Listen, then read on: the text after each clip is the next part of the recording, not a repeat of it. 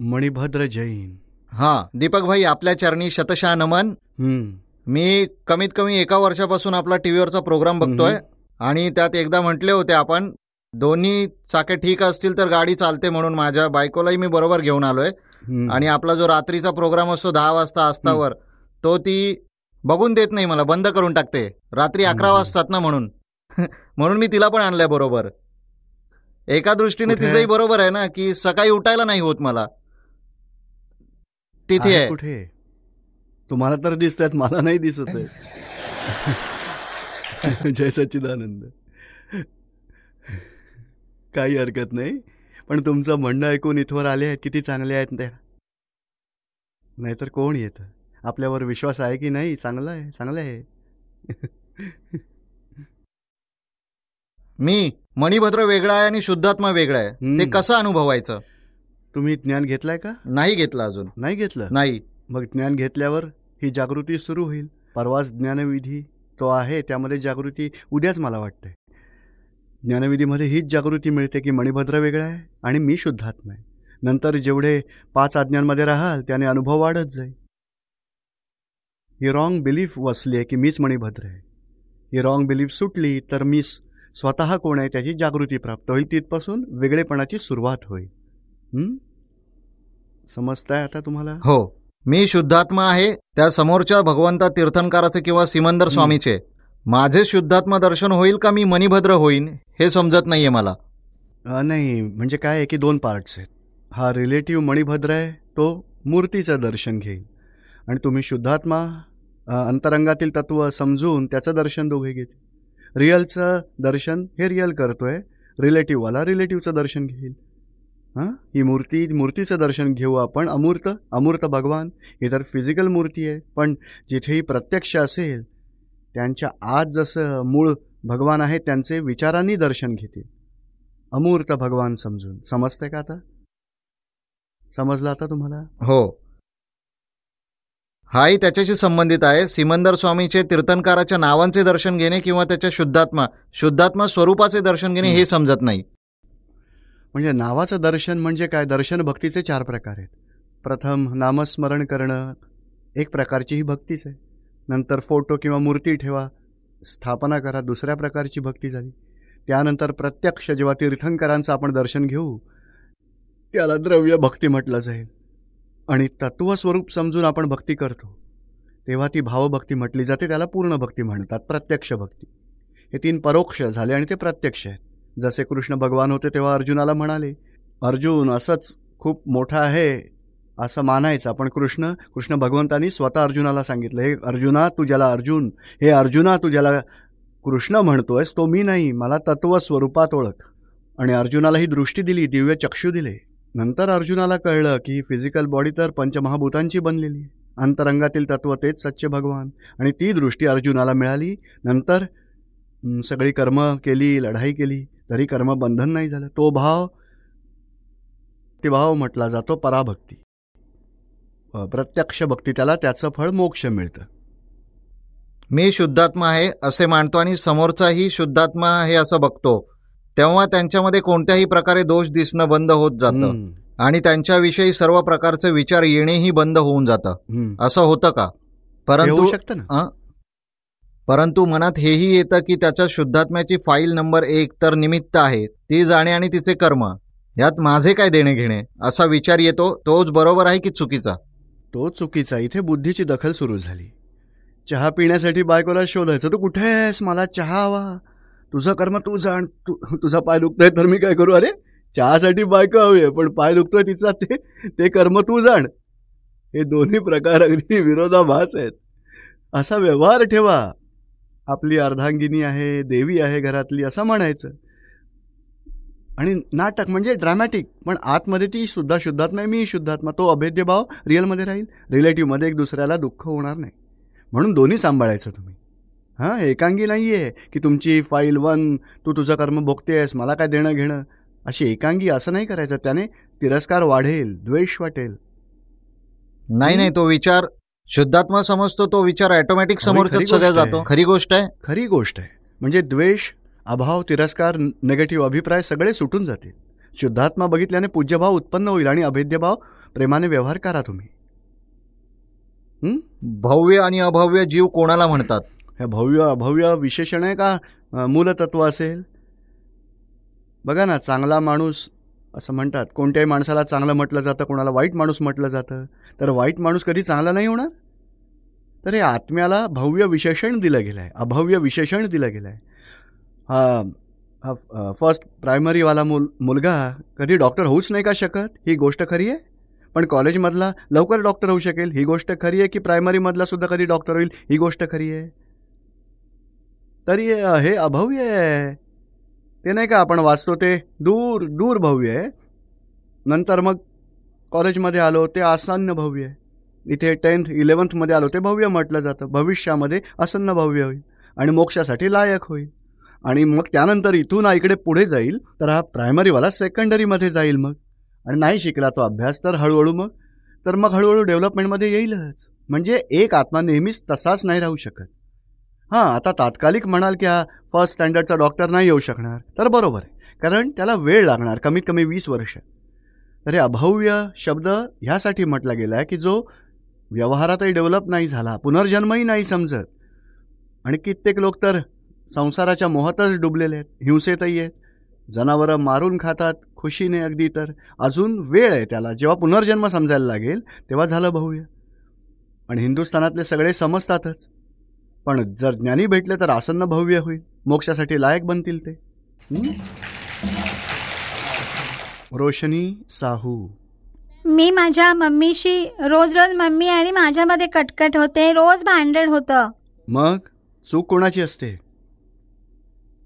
कधी कधी माझी असते, पण कधी मम्मीची चूक पण असते. 10 मध्ये किती वेळा मम्मीची चूक असते आणि तुमची चूक किती वेळा? आउट ऑफ 10 एक वेळा तुमची चूक, 9 वेळा मम्मीची चूक, किंवा एक वेळा मम्मीची चूक 9 वेळा तुमची चूक. मम्मीच्या आणि माझ्या या भांडणाचा एंडच नाही का होणार कधी? एंड होईल, पण एंड कधी होईल? तुम्ही तुमच्या चुका बघाल तर लवकर एंड येईल. आपण दुसऱ्यांच्या चुका काढल्या तर लांबच लांब साऱ्या जीवनभर भांडतच राहाल. मग नंतर विचार कराल माझं लग्न करून पडून जाईन, आता या मम्मी बरोबर नाही राहायचं. तर हे भांडण कधीतरी संपेल का? आपण स्वतःची चूक बघाल तर, मम्मीची चूक काढाल तर मग कधीच एंड होणार नाही. नाही, पण मला माझ्या चुकांची जाणीव होते, मग मी त्याची दादाजींकडे क्षमा मागते नेहमी. हा, तर आधीपेक्षा काही भांडण तंटे कमी झाले का? नाही. कसे? तुम्ही सत्संगात किती दिवसापासून येत आहे? बऱ्याच मागच्या वर्षापासून. तर मागच्या वर्षापूर्वी मम्मीच्या सोबत काही होत होतं का कटकट? हो. तर आता थोडी कमी झाली की नाही? जेव्हा कटकट होते ती आता वाढवायची इच्छा होते की नाही मी माफी मागेन दादा भगवानांकडे, मला भांडण वगैरे नाही करायचं, अशी जागृती येते मग? हो. पूर्वी येत नव्हती ना? नाही. तर हा एवढा फरक पडलाय, आणखी जास्त फरक पडेल. हा, आणि बसून बोलायचं तरी मम्मी माझं असं आहे, माझा व्ह्यू पॉइंट मला समजून घ्या, माझी ही अशी इच्छा आहे, एकमेकांशी मग बोलून मग सॉल्युशन काढायचं त्याच्यावर काय. आणि मम्मीच्या आणि रात्रीपासून 10 मिनिटं मम्मी सोबत ज्या काही चुका केल्या गेल्या त्याची माफी मागायची. मनात मागत असते. पण मम्मीचे दोष थोडे थोडे असतीलच ना. ते दुसऱ्यांचे दोष बघून आपण जेवढी माफी मागाल ती अधुरीच राहील. 100% भोगतोय त्याची चूक कोण भोगतोय दोघांच्या लढाईमध्ये? नाही माहित. जर मी भोगते तर माझी चूक समजायची आणि मम्मीला त्यांचे दोष पुसायचे, त्याने स्वतः प्रतिक्रमण करतील. आपण आपले दोष पुसूया, त्याने आपल्याला शांती लावेल. तुम्ही रोज बसून रोज सकाळी तेवढा निश्चय करा की दादा भगवान माझ्या वाणीने, मनाने, वर्तनाने कोणाला दुःख द्यायचं नाहीये, मम्मीलाही काही दुःख द्यायचं नाही, अशी मला शक्ती द्यावी. रात्री 10 मिनिटं बसून आणि कधी भांडण तंटे झाले तर लगेच 10 मिनिटानंतर माफी मागायची. मम्मी सॉरी, माझी चूक झाली, मी ॲडजस्टमेंट करेन, मी तुझ्याबरोबर प्रेमाने राहीन. रात्री झोपण्यापूर्वी पुन्हा 5-10 मिनिटं माफी मागा. सकाळी ही झाली आहे चूक माझी, ही चूक झाली आहे, पण मम्मीचा दोष नाही, माझीच 100% चूक आहे यात. आता मी दोष मानून दादाजींकडे माफी मागते. खूप छान. या मम्मी आहेत का तुमची? प्रेमाने वागवा मुलीला आणि दोघींनी व्यवस्थित बसा. तुम्ही सुद्धा म्हणा की माझ्या चुकांचं प्रतिक्रमण करेन, तुम्ही तुमचं प्रतिक्रमण करा. दोघी सोबत बसून रात्री प्रतिक्रमण करा आणि 10 मिनिटं दादा भगवानांचा असीम जय जयकार म्हणा. खूप शांतता लाभेल. घरात आरती करा, भक्ती करा. मनीषा. जय सच्चिदानंद दीपक भाई. हा बोला. माझा प्रश्न हा होता की आमचे जे रिलेटिव्ह आहेत, समजा भाऊ वगैरे जे आहेत, त्यांच्याशी आमचे संबंध बिघडले. तर मी आपला सत्संग टीव्हीवर रोज बघते, त्यामुळे मला असं वाटतं की आमच्यावरच चुकांचा परिणाम होतोय, पण त्याच्यापूर्वी त्यांचे संबंध आमच्याशी चांगले होते. तर आता मला काय करायला हवे? जसे आपण म्हणालात की दिवाळी दसरा जे काही येईल तेव्हा आपण त्यांच्याशी बोललं पाहिजे किंवा त्यांना विश केलं पाहिजे. तर तसं करून पाहिलं, पण त्यांनी त्यांचा स्वभाव काही बदलला नाहीये. तर आता मला काय करायला हवं? त्यांचा स्वभाव नाही बदलणार.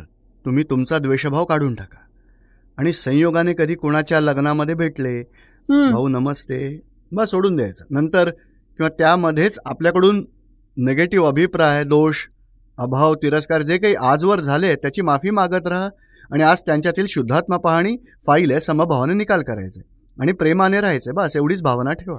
असं वाटतं की पूर्वी त्यांच्याशी संबंध चांगले होते, येणं जाणं होतं, सगळं काही ठीक होतं, मग आता अचानक काय झालं 2-3 महिन्यांपासून? गेल्या 2-3 महिन्यांपासून काही झालं असेल, त्यांना आठवलं असेल, अभाव, तिरस्कार आणि आपलाही काही पूर्वीचा हिशोब असेल, त्याचं आलं फळ. पण हेही जाईल. हे सुरू झालंय तर हे पूर्णही होईल. आपण आपल्याकडून भावना ठेवा की मला त्यांच्यासोबत कोणताही राग, द्वेष, मोह नाही ठेवायचा आहे, समभावाने निकाल करायचा आहे आणि त्यांच्या शुद्धात्म्याला आठवून जेव्हाही आठवण येईल किंवा काही व्यवहार झाला तर त्यांच्या शुद्धात्म्याला हीच प्रार्थना करत राहा. जरूर ह्यासाठी शेवट येईल. आणि तुम्ही एवढं जरूर समजा की मी प्रतिक्रमण खूप करेन, त्याने त्यांचा स्वभाव सुधारेल. तसं दुसऱ्याचा स्वभाव सुधारण्यासाठी प्रतिक्रमण नाही करायचं आहे. तुम्ही तुमच्या चुका, आपले रागद्वेष धुण्यासाठी प्रतिक्रमण करायचं. त्याचं फलस्वरूप ते सुधारतील असंही होऊ शकेल. नाही सुधारले किंवा सुधारले तो वेगळा भाग आहे, दुसरा भाग आहे. तुम्ही तुमचे दोष धुण्यासाठी प्रतिक्रमण करत राहा. समजते आता तुम्हाला? हा, तर मग मला त्यासाठी आपण शक्ती द्यावी. हा, हे बरोबर आहे. मला असं वाटतं की माझ्यामुळे हे सगळं होत आहे. आता तुम्ही जागृतीमध्ये राहून म्हणा की मी शुद्धात्मा आहे, मनीषाच्या मुळेच हे झालंय. मनीषा, काय नाव आहे तुमचं? मनीषा. हा, मनीषा मुळेच हे झालंय, अशी जागृती ठेवा. आणि माझा दुसरा प्रश्न हा होता की आपण कोणा दुसऱ्यासाठी प्रतिक्रमण करू शकतो का? कोणाला दुःख झालं तरी आपल्याला बघवत नाही. हा, तर त्यासाठी आपण दादा भगवंताकडे काही मागू शकतो का? प्रार्थना करू शकतो. प्रतिक्रमण करायची गरज नाही. प्रार्थना करा की दादा भगवान, या भावाला असा त्रास होतोय, त्याचा त्रास कमी व्हावा, त्याला सहन करण्याची शक्ती प्राप्त हो, अशी कृपा करा. प्रार्थना करू शकता. हा, धन्यवाद. जय सच्चिदानंद दीपक भाई. स्वरूप कुमार. जय सच्चिदानंद. माझा प्रश्न हा होता की जेव्हा आपण कोणाशी बोलतो, कधी कधी क्वचित मिसअंडरस्टँडिंग होतं. म्हणजे बोलत असताना तर म्हणजे ते आपल्यावर रागवतात, आपण त्यांच्यावर रागवतो, मग भांडणं होतात. तर आपली सोशल स्किल कशी डेव्हलप करायची? आपण एवढंच समजायचं की बाबा माझा व्ह्यू पॉईंट हा आहे, त्यांचा व्ह्यू पॉईंट काय आहे तोही थोडा समजून घ्यायचा प्रयत्न करा. आणि ही ज्ञानाची दृष्टी तर अशी आहे, तो शुद्धात्मा आहे, मी शुद्धात्मा आहे, त्याची प्रकृती वेगळी आहे, तो शुद्धात्मा वेगळा आहे. ती प्रकृती त्यांच्या एखाद्या व्ह्यू पॉईंटने असेल तर त्यात आपण ॲडजस्टमेंट करायची. दादाजी म्हणायचे ना, ॲडजस्ट एव्हरीवेअर. झाला तो न्याय, टक्कर टाळा, भोगतोय त्याची चूक. तुम्ही जेवढे व्यवहारात सोल्युशन आणायचा प्रयत्न कराल तेवढा संघर्ष मग कमी होईल आणि मिसअंडरस्टँडिंग, मिसकम्युनिकेशन कमी होईल. आणि समजा ते झालंच तर नंतर अबोला झाला तरी हे तर थोडं लांबेल, पण मिसअंडरस्टँडिंग झालं आणि काही कॉन्फ्लिक्ट्स व्हायला सुरुवात झाली तरी थांबवायचं की बाबा जरा थांब, आपण जरा उद्या बोलूया, मला असं वाटतं की काही मिसअंडरस्टँडिंग होत आहे, तर जरा ब्रेक घेऊया. नंतर शांतपणे मग बसून माझा व्ह्यू पॉईंट असा आहे, तुम्ही काय म्हणताय मला समजत नाही, तुम्हाला काय म्हणायचं ते ऐकूया आपण, तर आपलीही गोष्ट त्याला ऐकणं सोपं जाईल मग. आणि दोन्हीवरती उपाय सापडेल, भेटणं बोलणं वाढेल. हां, ट्राय करा आता. एक आणखीन प्रश्न होता. काल तुम्ही म्हणाला होतात की आपण जसं 2 ते 5 म्हणजे काय म्हणतात त्यांना, जसं सेन्स ऑर्गन असणारे जीवांना खाल्लं नाही पाहिजे, कारण ते भीतीला फील करू शकतात. तर समजा एक अंडा आहे, त्यात सेन्स ऑर्गन अजून डेव्हलप नाही झालंय, तर त्याला खाल्ल्याने काही दोष होऊ शकतात का? होईल ना, कारण थोड्या दिवसांनी त्यातून चिकन निघणार आहे. म्हणजे तो पंचेंद्रिय जीव आहे, आता डॉर्मंट स्टेजमध्ये, पण तो थोड्या 15 दिवस महिन्यानंतर त्यातून चिकन तयार होईल, तर त्याला तर दुःख पोहोचेल. म्हणजे नाही खाल्लं पाहिजे. आपल्याकडे दुसरे एकेंद्रिय जीव खूप आहेत, दुधी आहे, बटाटे आहेत, आरामात खा की. ज्योत्स्ना राठोड. केवळ ज्ञानाविषयी सांगावे. काय सांगू मी? नाही माहीत. केवळ ज्ञान म्हणजे आत्मा. आता जे ज्ञान आपल्याला मिळतं आहे, आपण ज्ञान घेतलंय का? त्यामुळे आपल्याला अस्पष्ट वेदन होतं. शुक्ल ध्यानाचं प्रथम चरण की मी स्वयं कोण आहे, ज्योत्स्ना वेगळी आहे आणि दुःखाचा अभाव, ती स्टेज सुरू होते. अस्पष्ट वेदन, आत्म्याचं अस्पष्ट वेदन म्हणजे बर्फ जर इथे पडला आहे, तो ठेवला होता बर्फ आणि थंड हवा आल्यावरती आपल्याला अनुभव येतो की इथे बर्फ असला पाहिजे, अस्पष्ट वेदन. आणि जेव्हा मग कर्म फाईलचा समभावाने निकाल करत जातो तेव्हा त्यानंतर हळूहळू स्टेज एवढी येते स्पष्ट वेदन. मी शुद्धात्मा आहे, तो स्पष्ट अनुभव येतो. शुक्र ध्यान दुसरा पाया. आणि ह्या जन्मामध्ये इथवर पोहोचू शकलो आणि दुसऱ्या लाईफमध्ये महाविद्य क्षेत्रात जेव्हा पोहोचाल तेव्हा सिमंदर स्वामींचं दर्शन त्यानेच केवल ज्ञान होईल. आणि ती तिसरी स्टेज आहे. आणि नंतर देहाची कर्म पूर्ण झाल्यावर निर्वाण होऊन मोक्षाला निघून जायचं, ती चौथी स्टेज. तर केवल ज्ञान म्हणजे काय? पूर्ण दशा, आत्म्याचा संपूर्ण अनुभव. बघा दादाजी सांगतात आपण 356 पर्यंत पोहोचलोय, तर त्यांच्या 4 डिग्रीज पूर्ण झाल्या असत्या तर केवल ज्ञान झालं असतं. ते इथे शक्य नाही आहे, तर महाविद्य क्षेत्र सिमंदर स्वामींच्या जवळ पोहोचण्यानंतरच ते होईल. केवल ज्ञान म्हणजे आत्मा पूर्ण दशेमध्ये आला, ॲब्सोल्यूट स्थितीमध्ये. समजतंय आता तुम्हाला? आणि हे द्रव्य कर्म, नो कर्म आणि भावकर्म हे काय आहे? हे भावकर्म म्हणजे क्रोध, मान, माया, लोभ, राग, द्वेष अज्ञानतेने मीच ज्योत्स्नाय मानत होतात, तेच भावकर्म. विभाव म्हणजे भावकर्म, राग, द्वेष. आणि भावकर्माने परमाणू चार्ज होतात आणि ते आवरण रूपाने आत्म्याच्या वरती राहतात, त्याला द्रव्यकर्म म्हटलं जातं. त्यात 8 विभाग आहेत: दर्शनावरण कर्म, ज्ञानावरण कर्म, मोहनीय कर्म, अंतराय कर्म, नामकर्म, वेदनीय कर्म, लोकपूज्य म्हणजे गोत्रकर्म आणि आयुष्यकर्म. अशा 8 विभागात द्रव्यकर्म म्हटलं जातं. आणि द्रव्यकर्म सूक्ष्मात असतं, त्यातूनच संयोग जर मिळाले तर स्थूलात फळं येतात. ते स्थूल जेव्हा विचार, वाणी, वर्तन, त्याला नो कर्म म्हटलं जातं. खाणं, पिणं, चालणं, फिरणं, झोपणं हे सगळं नो कर्म स्थूलमध्ये येईल. ते 5 इंद्रियांनी दिसतं, सगळं नो कर्म आहे. समजतंय आता तुम्हाला? हो. आणि हे आपण रात्री मी शुद्धात्मा आहे, शुद्धात्मा आहे, हे खरेच असं कसं होईल? नुसतं बोलून शुद्धात्मा असं कसं होईल दादाजींची ना? आज्ञा पाळत राहा. तुम्हाला हे तर समजलंय की मी शुद्धात्मा आहे, ज्योत्स्ना वेगळी, विचार, वाणी, वर्तन सगळं ज्योत्स्नाच आहे. तर या जागृतीलाच शुद्धात्म्याचं ध्यान म्हटलं जातं. पण जी विपरीत परिस्थिती येते ती सगळी विसरून जाते. तो तर हा अक्रमविज्ञानाचा अनुभव आहे. लक्ष आणि प्रतीती, तर प्रतीती ठसली आहे आणि थोडी थोडी जागृती सुरू झाली. अनुभव तो पुढचा बाकी आहे, अस्पष्ट वेदन आहे. तर आता आपण 5 आज्ञांमध्ये राहायचा पुरुषार्थ करायचा, तर या विपरीत परिस्थितीमध्ये हळूहळू जागृती वाढेल तुमची. तुम्ही प्रतिक्रमण करायचं, ज्या चूकभूल झाली आहे त्याचे थोडं करत करत अनुभवाचे अंश वाढतील आणि अनुभवास जेवढे येईल तेवढी स्थिरता राहील. चरित्र म्हटलं जातं. नंतर डिस्टर्बन्स येणारच नाही, कोणतीही परिस्थिती हादरवणार नाही तुम्हाला. नाही, पण खूप दुःख होतं की आपण विसरून गेलो, समतेत नाही राहिलो. वाटून घेऊ नका, कारण कर्मांचा उदय पूर्ण होतोय, त्यामुळे जागृती पुन्हा येते. तुम्ही चेक करा. बघा, घरात पाहुणे आले तर त्याच्या आधी जागृती होती, मी शुद्धात्मा आहे, फाईलचा निकाल आहे. आणि मग एकदम डोरबेल वाजली, फाईल आली, तिथे जागृती आहे. नंतर 2 तास पाहुण्यांच्या सोबत गप्पा गोष्टी मारल्या, खाणं पिणं, जागृती निघून गेली असं वाटेल. आणि पाहुणे जेव्हा घरातून बाहेर पडतील, दार बंद कराल, पुन्हा जागृती, हो फाईल आहे, मी शुद्धात्मा आहे, जागृती सुरू झाली. तर 2 तास प्रतीतीमध्ये होते, ती जागृती निघून गेली होती. पण फाईल पूर्ण झाली, लगेच जागृती आली.